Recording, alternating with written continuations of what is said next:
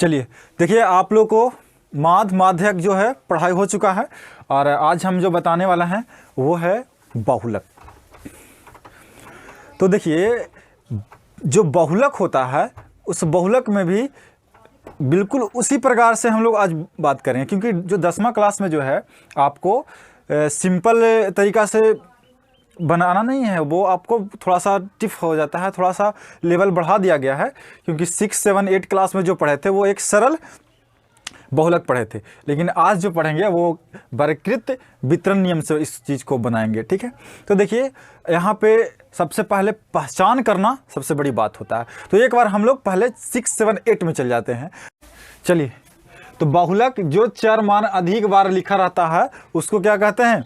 बहुलक कहते हैं। ठीक है, देखिए कहने का मतलब कि जो ज़्यादा बार रिपीट हुआ है वही आपका बहुलक कहलाएगा। ठीक है, जैसे देखिए इसमें क्या लिखा हुआ है, एक 14 है यहाँ पे, एक यहाँ है, एक यहाँ है, एक और यहाँ है, यहाँ मतलब कितने बार रिपीट हुए?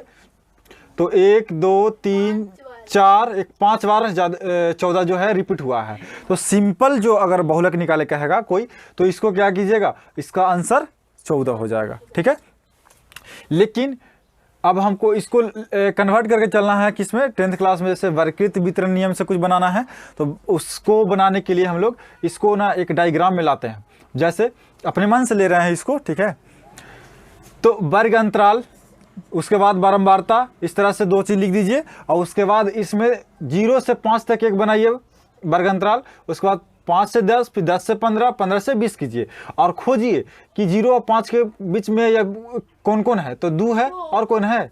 4 है, एक 4 है यहाँ है, एक 4 यहाँ है, एक यहाँ है, तो टोटल कितने हैं? 5। उसके बाद 10, 15, 10 और 5 और 10 के बीच में देखिए, तो 5 और 10 में कौन कौन आ जाएंगे? तो 3 है दिया हुआ। उसके बाद 10 और 15 के बीच में तो 6 हैं, और 15 से 20 में कितने हैं? 2 हैं। अब यहाँ पे हम लोग को ध्यान से देखना होगा कि ये जो डायग्राम है इस तरह से तैयार हो जाएगा। आपको जो क्वेश्चन जो मिलेगा, क्वेश्चन जो बनाने के लिए मिलेगा, वो आपको इसी तरह से कुछ दिया हुआ रहेगा और लिखा हुआ रहेगा कि इसमें बहुलक ज्ञात कीजिए। ठीक है, निम्नलिखित का बहुलक ज्ञात करें, इस तरह से क्वेश्चन दिया हुआ रहेगा। हम अपने मन से आपको इस तरह से समझाने के लिए थियोरिकल चीज़ जो है उसको, थियोरिकल चीज़ को समझाने के लिए इस तरह से बना रहे हैं और इसको समझने की कोशिश किया जाए। तो जब इसमें दिया हुआ रहेगा तो जो है सबसे पहले इस पे फोकस करने की बात किया जाए, तो सबसे पहले इसमें फोकस करिएगा कि सबसे ज़्यादा बारंबारता किसका है, यानी ज़्यादा बार जो है संख्या दोहराया गया है उसको देखिए। तो बारंबारता इसमें 6 है, 6 है जो बार बार यानी कि ज़्यादा बार जो है दिया हुआ बारंबारता है। तो समझ लीजिए कि वो बहुलक वर्ग की बारंबारता है। ठीक है, ये 6 जो कहलाएगा वो क्या कहलाएगा? बहुलक वर्ग की बारंबारता कहलाएगा। ठीक है, और इसको हम लोग FO से सूचित करेंगे। ठीक है, इसको हम लोग FO से सूचित करेंगे। और याद रखिएगा कि जस्ट इसके ऊपर की जो वर्ग अंतराल होंगे उसमें देखिएगा कि निम्न सीमा कौन है। तो याद रखिए कि निम्न सीमा और उच्च सीमा वह होता है जो, जैसे छोटा वाला है तो छोटा है वो क्या कहलाएंगे? वो आपको निम्न सीमा कहलाएंगे, और जो बड़ा वाला है वो आपको उच्च सीमा कहलाएंगे। तो हमारा जो यहाँ लेना है वो बहुलक वर्ग की निम्न सीमा रखना होगा। ठीक है, तो निम्न सीमा कितने हो जाएंगे? 10, यानी L के मान कोई पूछे तो कितना होंगे? 10 होंगे, यानी निम्न सीमा कितना है? 10 है। ठीक है, लिखा गया। उसके बाद फिर आइए नेक्स्ट जो है यहाँ पे इसके जस्ट आगे जो होता है, यानी पहले जो होता है वो क्या होता है? F-1 से सूचित उसको करते हैं। ठीक है, जैसे देखिए लिखा हुआ है कि बहुलक वर्ग के ठीक पहले वाले, यानी बहुलक वर्ग जो मिला हमको उसके ठीक पहले वाले जो होते हैं वो क्या होते हैं? वो आपका F-1 होता है। तो F-1 हो गया ये वाला आपका। ठीक है, जिसको हम लोग बहुलक वर्ग के ठीक पहले वाले को हम लोग प्राक बहुलक वर्ग के नाम से भी जानते हैं। ठीक है, उसके बाद आइए इसके ठीक बाद वाले जो बारंबारता है उसके बाद वाले जो देखेंगे तो उसको कहते हैं बहुलक वर्ग के ठीक बाद वाले बारंबारता, और उसको हम लोग उत्तर बहुलक वर्ग के नाम से जानते हैं।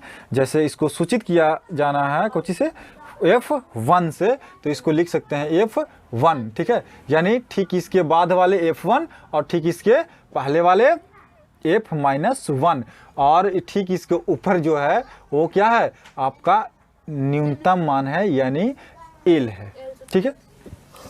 और वर्ग अंतरालों की समान लंबाइयां यानी उसको सूचित करते हैं I से, जो कि सब के अंतराल देखिएगा तो कितना है 5 का, इसका कितना 5 का, इसका कितना 5 का, मतलब सबका 5 का अंतराल है, ठीक है।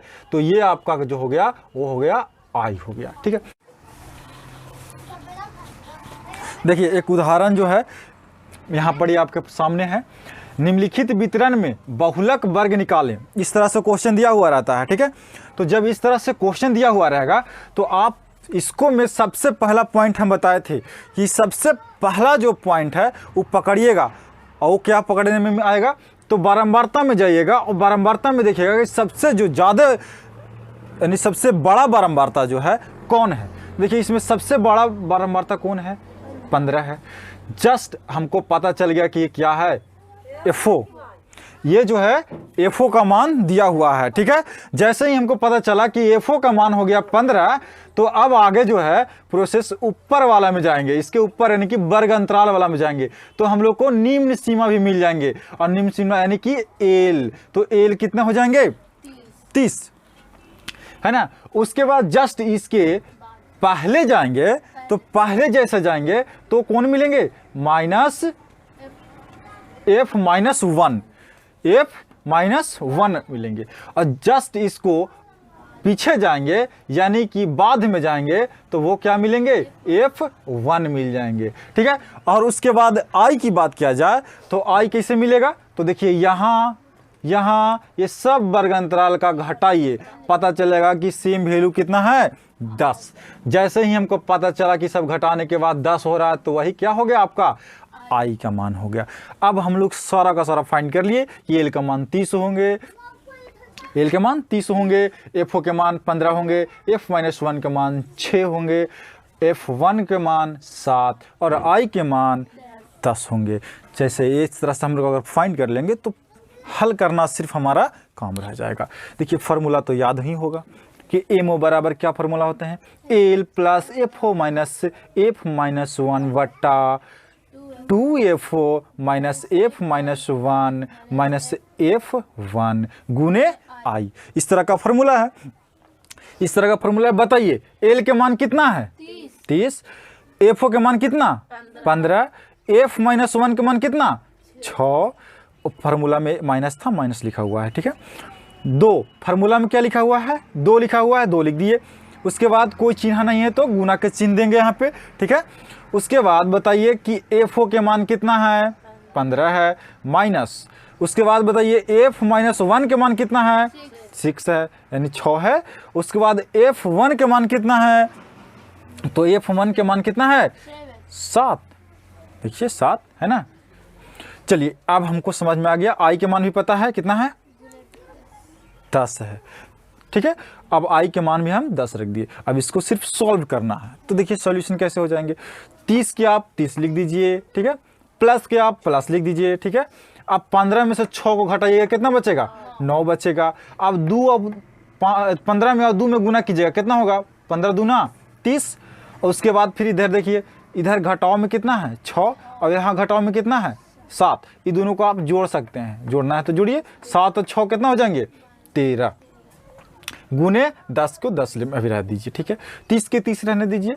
उसके बाद 9 के 9 उतारिए और 30 में से 13 को घटाइएगा, कितना बचेंगे 17 बचेंगे। 10 को 10 रहने दीजिए। देखिए अब यहाँ से क्या है कि यहाँ से यदि आप चाहते हैं कि इसको भागा मार करके दशमलव में निकाल दे तो यहाँ से भी निकाल सकते हैं, लेकिन हम अभी क्या करेंगे गुना कर लेंगे। 30 के 30 लिखेंगे और 9 कितना होता है 90 हो जाएंगे। उसके बाद 17 के 17 लिखेंगे, 1 और 17 के लघुत्तम कितना हो जाएगा 17 हो जाएगा। उसके बाद इसको जो 1 से हम 17 में भागा मारते हैं तो कितना आएंगे 17 आएगा। और 17 से फिर 30 में गुना करेंगे तो कितना होगा 510 हो जाएगा।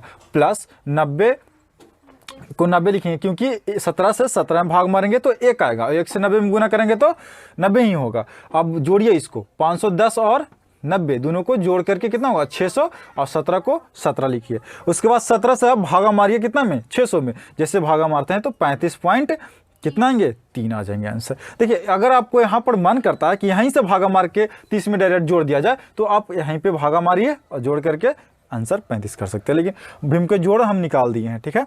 जिसको जैसे मन करता है वैसे सॉल्व कर सकते हैं, ठीक है। Thank you. और हमको विश्वास है कि आप लोग को बिल्कुल समझ में आया होगा, और जितना ज़्यादा हो वीडियो को शेयर कीजिए, क्योंकि आपके पास जो है जितने भी बच्चे मतलब घर के होंगे बाहर के होंगे सभी को लाभ जो है मिलना चाहिए, क्योंकि